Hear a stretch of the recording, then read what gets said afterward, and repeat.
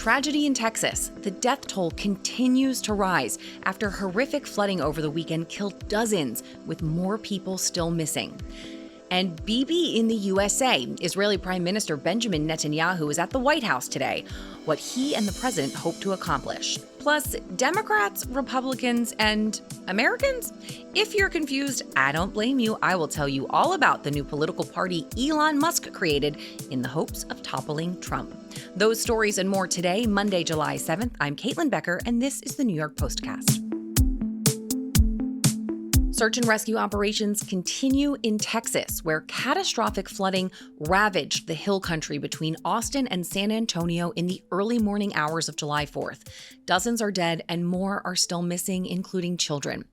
The rising waters at Camp Mystic, that's a Christian girls' summer camp on the Guadalupe River, claimed the lives of many, some as young as 8 years old.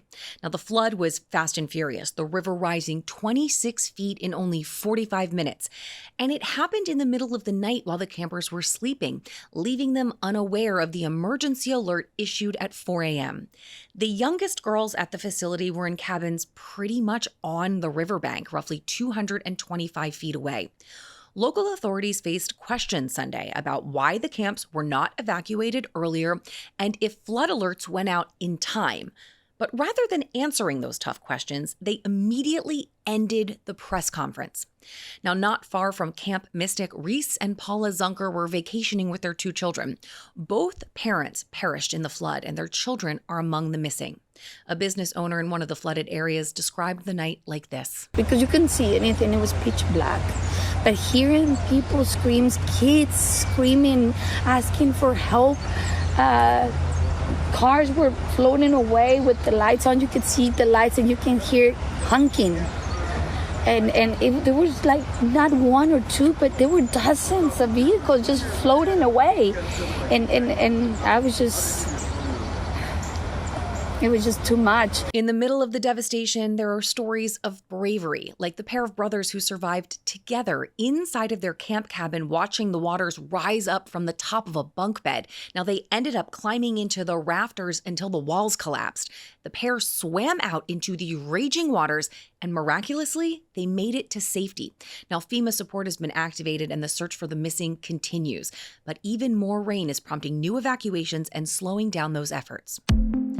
Now to a sting operation in New Jersey. Feds in the Garden State say that they've rounded up 264 wanted criminals in a massive dragnet dubbed Operation Apex Hammer. The arrests include 17 homicide suspects, 95 gang members, and at least 2 illegal migrants wanted for sex crimes. And these are not first-time offenders either. The rap sheets for those arrested were long, an average of 10 prior arrests each for things like kidnapping, sexual assault, and even drive-by murder. Acting U.S. Attorney Alina Habba commended federal, state, and local law enforcement for working together toward a, quote, major success in combating violent crime and restoring public safety. And finally, to TikTok. The future of the Chinese-owned app has been hanging in the balance for months. But if you ask President Trump, that future is now looking up. The president is expected to speak with China as soon as today about selling TikTok to a group of stateside investors. The president saying the administration, quote, pretty much has a deal ready. The sale, however, wouldn't encompass the entirety of TikTok. Tech news website The Information reports that ByteDance, that's TikTok's parent company, is building an entirely new platform specifically for users here in the United States, and that is what would be sold. Now, the new version would hit app stores on September 5th, ahead of the September 17th deadline for the sale. That deadline hasn't exactly been set in stone either. President Trump extended it already not once but 3 times. American users will have to download the new app, though the old version will stay active for roughly 6 months. The thought of rebuilding my algorithm of happy hour places, cute animals, and eclectic home decor is really gonna take some time. Now to our big story. Benjamin Netanyahu's visit to the White House today to meet with President Trump. Now, these 2 leaders, of course, have a lot to discuss. First, there is the war in Gaza. It's been several days since President Trump announced that Israel had agreed to the framework of a 60-day ceasefire, but they then rejected Hamas's counterproposal. I asked the Post politics reporter Ryan King about where that stands. So President Trump is really eager to get the ceasefire back on track, and then he wants to negotiate a broader end to the war in the Gaza Strip. Now, that last part is going to be a lot harder. Basically, Netanyahu has said that a key priority of his is to ensure that Hamas is no longer in the Gaza Strip. And by that, he means that Hamas cannot have political power, and he doesn't want the Palestinian Authority to have political power there either, and that Hamas must be demilitarized. They can't have a military presence there. And so Hamas has vehemently rejected those terms throughout the course of negotiations. The other big topic of conversation is, of course, Iran. The fragile ceasefire between Israel and Iran is holding for now, but Iran is refusing to allow UN inspectors in to check out their nuclear program. The fear from an international perspective is that Iran will begin to rebuild it after the damage it sustained from Israeli and US attacks. Netanyahu is really keen on making sure that Iran does not get a nuclear weapon and has basically threatened that he is willing to go in there militarily again if Iran is able to somehow rebuild its nuclear program in a somewhat quick manner.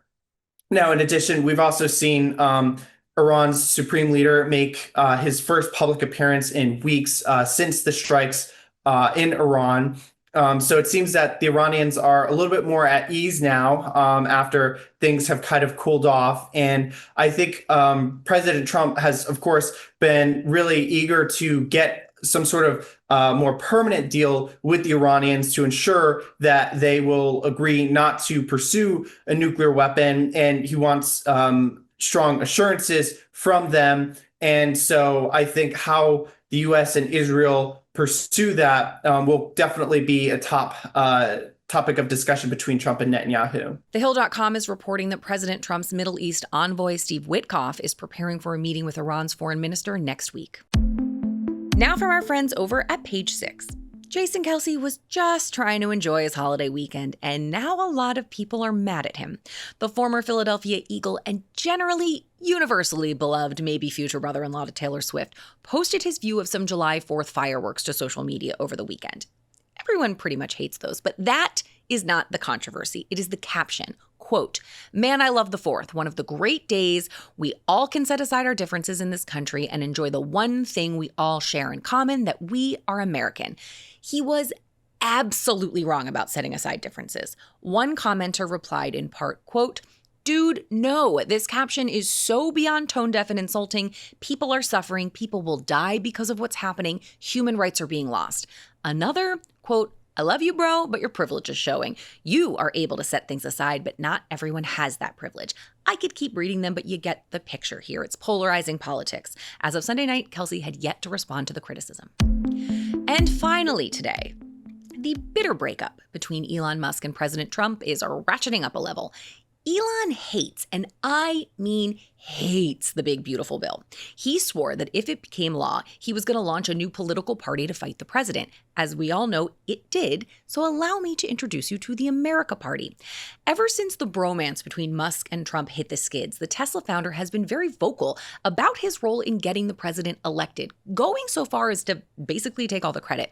Which is to say that Musk thinks his money and influence can successfully shake the foundation of the MAGA base.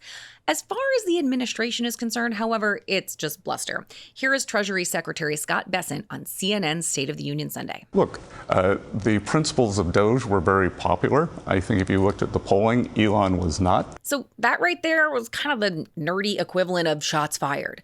Musk has a plan, though. The billionaire is starting small. He said in his announcement that he's focusing on, quote, 2 or 3 Senate seats and 8 to 10 House districts. Now, critics of the business mogul, including his loudest, President Trump, are really calling this a temper tantrum stemming from the fact that the big, beautiful law rolls back green energy credits that would benefit a company like Tesla. Breakups are so messy, guys. That does it for today for us. To ease the pain of going back to work after a holiday weekend, distract yourself with the New York Post in print or online, and I will be waiting for you right here tomorrow. So like and subscribe to the New York Postcast wherever you get your podcasts and on YouTube so I can be there to deliver the news so conveniently right into your headphones.